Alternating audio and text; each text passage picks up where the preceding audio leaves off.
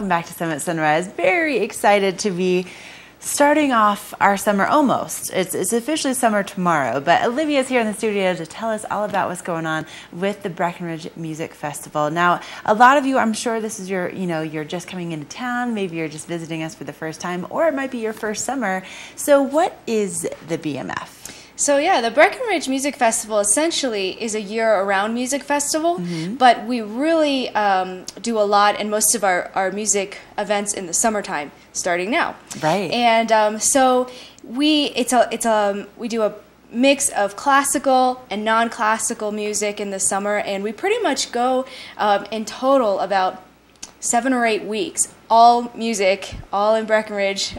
You know, there's so much variety in the Festival of Music. Right, and it's one of those things where, I mean, there's so much to choose from. It's family friendly, and it's a really incredible experience, especially being here in the mountains. You don't think that you get that level of talent, you know, in such a small place, but you really do. Exactly. You know, every year we manage to bring in some top-notch national touring, sometimes international touring artists to the Riverwalk Center in Breckenridge, and a lot of people find it surprising because it is kind of a smaller venue, but you get to see these huge artists kind of up close and personal at the venue. So it's really cool, and it's really nice to have, you know, your beautiful mountain setting for the concerts, and it's like nowhere else. So what's the difference between the Breckenridge Music Festival and the National Repertory Orchestra? Good question. And the Breckenridge Music Festival is actually a separate organization. They used to be the same organization like 30 years ago. But since then, the two have gone their separate ways, and the Breckenridge Music Festival has their own professional orchestra, which the National Repertory Orchestra is more of pre-professional students with an age range between 18 and about 27. And they are in the process of learning how to become professionals, and they're wonderful, wonderful musicians. Our musicians in the Breckenridge Music Festival have already landed their big top-notch jobs, and a lot of them have been in the National Repertory Orchestra when they were kids. So we have a lot of transferring over, and these people, our musicians, just absolutely love Breckenridge, so they can't stay away. So they love coming back to our orchestra when they get a little bit older. Now, you guys aren't just an orchestra, though. You are up to so much more than that. Yeah. So beyond that, I know that you work really hard every year on the Blue River series, and it's like this whole other, it's like, you know, like Dr. Jekyll and Mr. Hyde, kind of, you know? It's completely different version. So what is that about? So the Blue River series, we like to think of it as more as our pop arm of the festival. So we have this classical orchestra side, and then we also have the Blue River series side, which is all national touring artists. They don't live in Breckenridge for the summer like our orchestra members do, but they just are coming through, and like this year, for instance, we have Pat Green, Preservation Hall, Trampled by Turtles, Asleep at the Wheel, you know, anything, so many different genres, and they come in, do one huge blowout concert, and then continue on their tour.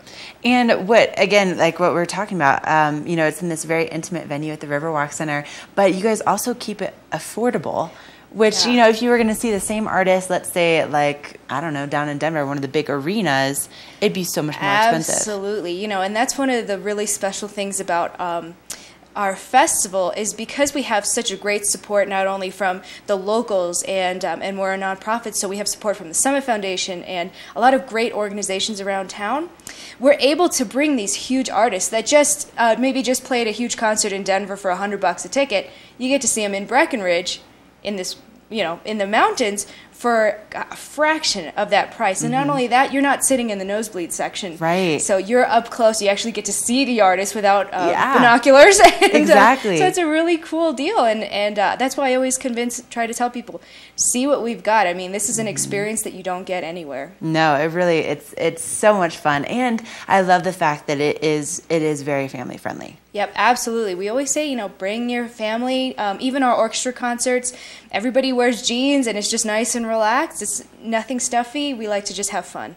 And so if people are interested in what's coming up with your schedule specifically for this week, what can we look forward to? So this week we have our first opening Blue River Series concert, which is Pat Green, this Friday, June 22nd.